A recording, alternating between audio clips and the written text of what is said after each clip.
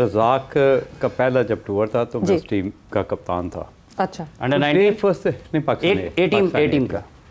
तो day first से उसका जो modern day of cricket playing style है ना, उसका जो टेक्निक थी या उसका जो सेटअप था, खड़े होने का स्टाइल जो था, वो बिल्कुल अकॉर्डिंग टू मॉडर्न साइंटिफिक तरीका था। उसकी वजह ये है कि जो फ्रंट लेग क्लियर हो गई। जब आपने पावर हिटिंग करनी है तो आपका फ्रंट लेग फ्री होना चाहिए। तो रज़ाक को भी अगर ओवरऑल उसका पूरा कैरियर देखें तो उसका फ्रंट लेग क्लियर बहुत क्विकली हो जाता है। तो यही वो वजह थी। अच्छा, ये एक सेकंड यहीं पे रुकिए। नहीं, लेकिन आप देखें, अब्दुल रज़ाक का फ्रंट लेग क्लियर है, क्या फिन एलन छक्के नहीं मारता? देखिए फिन एलन, देखे उसमें ये है कि फिन एलन 19 छक्के अभी उसने पीछे लगाए हैं मेजर लीग में। उसने बहुत तेज तरीन सेंचुरी भी की है मेरा ख्याल। आपके अगेंस्ट भी 156 किया है उसने। तो ये जरा बयान करिए, फिन एलन अगर वो क्लियर करता है फ्रंट लेग तो क्या साइम अयूब को भी करना पड़ेगा वैसे ही? उसने तो अपनी टेक्निक को में रहते हुए उसको इम्प्रूव कर ये बात है। देखें उसमें होता ये है कॉन्टैक्ट विद द बैट। हाँ जी, कई दफ़ा पिच आपको इतना आइडियल मिलता है कि आपको फ्रंट लेग क्लियर करने की ज़रूरत नहीं पड़ती। हमारी जो एशियन पिचेस हैं उसमें थोड़ा सा फ्रंट लेग क्लियर करना पड़ता है, क्योंकि ज़्यादा जो पिचेस हैं अब्रॉड की वो थोड़ा सा बहुत ऊंचा आता है। तो आपको एक फेयर आइडिया चाहिए होता है कि कॉन्टैक्ट कहाँ करना है। तो उस पर ज़्यादा उनका स्किल डेवलपमेंट, जिस तरह ये कैंप लगा है, तो आपको इस तरह के ड्रिल डिजाइनिंग करनी पड़ेगी कि अगर आप यहाँ नहीं, लेकिन मुझे बात ये कि आप जो बात कर रहे हो ना, ये कर रहे हो एक टेक्निकल कि कैसे होना ऐसे चाहिए। ये लोग जो छक्के मारते हैं ना, ये जो लाला छक्के मारता था या फिन एन उन्होंने उसकी बात की है, ये सबके अपने ही एक खेलने के स्टाइल है। वो वहां पर वो नहीं है कि आपने खड़े कैसे होना है तो फिर निकलना कैसे है, आपका पैर कैसे, चीजें बड़ी उनका ऐसा नहीं है। वो तो आप खेलते हैं तो अपना जेन्युइन स्टाइल है ना उनका। बड़े शॉट्स की तरफ जाते हैं तो इसमें आपकी स्ट्रेंथ ट्रेनिंग कितना किरदार अदा करती है? देखो, इससे स्ट्रेंथ ट्रेनिंग तो हमेशा आपको सपोर्ट करती है, लेकिन असल चीज़ होती है कि आपका कांटेक्ट विद द बॉल और आप ब्रेव कितने हैं। हाँ। क्योंकि जितनी भी, चाहे आप बॉलर्स हैं, चाहे आप स्पिनर्स भी हैं, इवन के आप विकेट कीपर भी हैं, इवन के आप स्लिप फील्डर भी हैं, you need to be a big heart. जब तक आप इंजॉय नहीं करेंगे, जब तक आप उस चीज़ को रियलाइज़ नहीं करेंगे कि यार जो क्रिकेट में एथलेटिकिज्म है, जिसमें आप इस तरह कह सकते हैं कि जो scientific method of playing style, वो बहुत इंपॉर्टेंट रोल प्ले कर रहा है आजकल। तो उसमें जो आपने बात की वो भी बहुत ज़्यादा इम्पोर्टेंट है। इसलिए पावर एंड क्या कहते हैं ना, एजिलिटी, इन चीज़ों को हमने लेके चलना होता है, क्योंकि यही चीज़ें। शाहिद अनवर साहब को मेरा ख्याल लगाया अंडर 19 टीम के साथ, तो वो बेहतर अंदाज में उसको नौजवान एक्सपीरियंस है कहीं ना कहीं। देखें होता ये है कि आप वही अगेन कि आपकी जो से है, ये जो आपका ओरा है, वो कितना इम्पैक्टफुल है। आपकी जो इंटेंट ऑफ प्लेइंग क्रिकेट है कि वो आप कितना ब्रेव बना रहे हैं प्लेयर्स को, और जो मेथड और लड़के कितना रिस्पॉन्ड कर रहे हैं। देखिए ये तो हम बात करते हैं quick learner, a good listener and a quick learner, that's very important nowadays.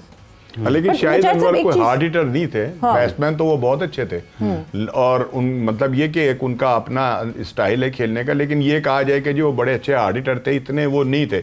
और दूसरी एक बात और मैंने जो मैंने महसूस की है, इसमें ना आपकी आई कांटेक्ट का बड़ा दखल है। जिस बैट्समैन को बॉल जो है वो नजर आती है ना पहले से, वो जहां चाहता है वो वहां खेल लेता है। उसके लिए ये जरूरी नहीं होता कि वो खड़ा कैसे, उसका स्टाइल क्या है या क्या उसको कैसे खड़ा होना चाहिए था, ये नहीं है।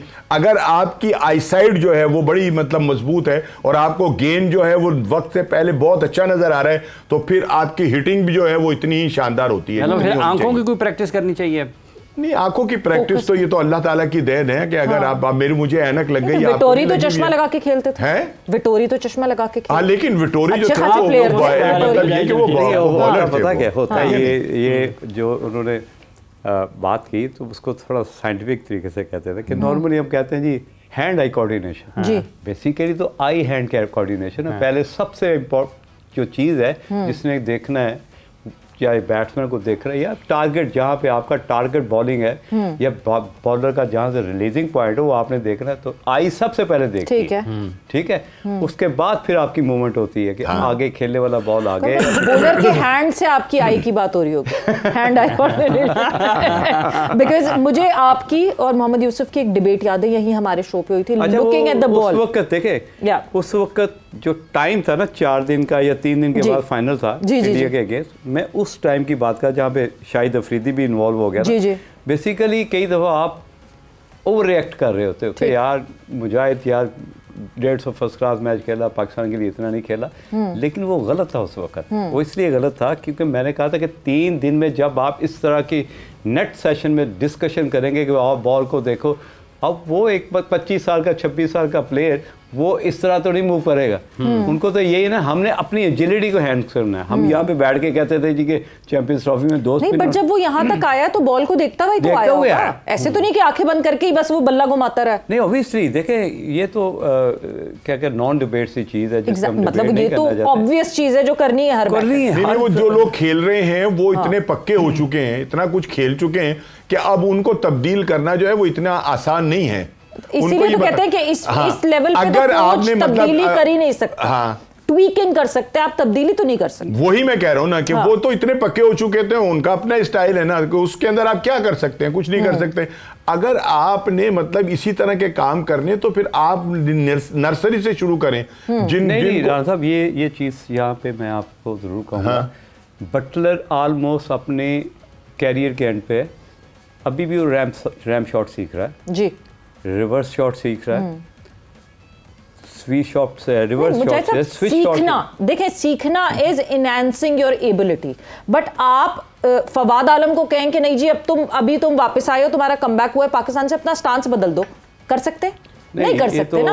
आप फखर को कहेंगे फलानी जगह जहाँ तुम वीक हो और अब लोग पकड़ते हैं तुमको वहां वीक होने पे, बदल दो। इतने साल एक लड़के की मसल मेमोरी बन गई, वो बड़ा हो गया, वो जवान हो गया, वो और बड़ा हो गया। क्यों नहीं करते रहते कहीं ना कहीं। देखिए अगर आप मैं कहता हूँ कि अगर बॉलर राउंड द विकेट आ गया तो आपको अपना चेस्ट ओपन करना पड़ता है, आपको थोड़ा सा टेढ़ा होकर खड़ा होना पड़ता है, वो एडजस्टमेंट है राइट एंड नाउ कि ये चलती रहती हैं। आप अगर आप के अंदर एडजस्टमेंट एबिलिटी नहीं है तो आपके लिए क्रिकेट मुश्किल होती जाती है। जिस तरह सीम स्विंग हो रहा है, अगर आप इस तरह बात करें कि अगर हम स्मिथ को देखते हैं, अगर स्मिथ की जो बैटिंग का स्टाइल है, मुझे तो लगता है कि स्नेक एंड मॉन्की शैडो में मूवी देख रहा हूँ, जिस तरह की वो एक्ट करता है, जिस तरह की वो लीव करता है, जिस तरह के खेलने के बाद जिस तरह की वो मूवमेंट करता है, ऐसे लगता है कोई बिल्कुल कोई आसमान से उतरा हुआ प्लेयर है, लेकिन उसका अपना एडेप्टेबिलिटी ये तो सारा कुछ हमारे यूनुस भी करते हैं। अकॉर्डिंग टू पिच के स्विंग कितना हो रहा है, पिच क्या डिमांड कर रही है,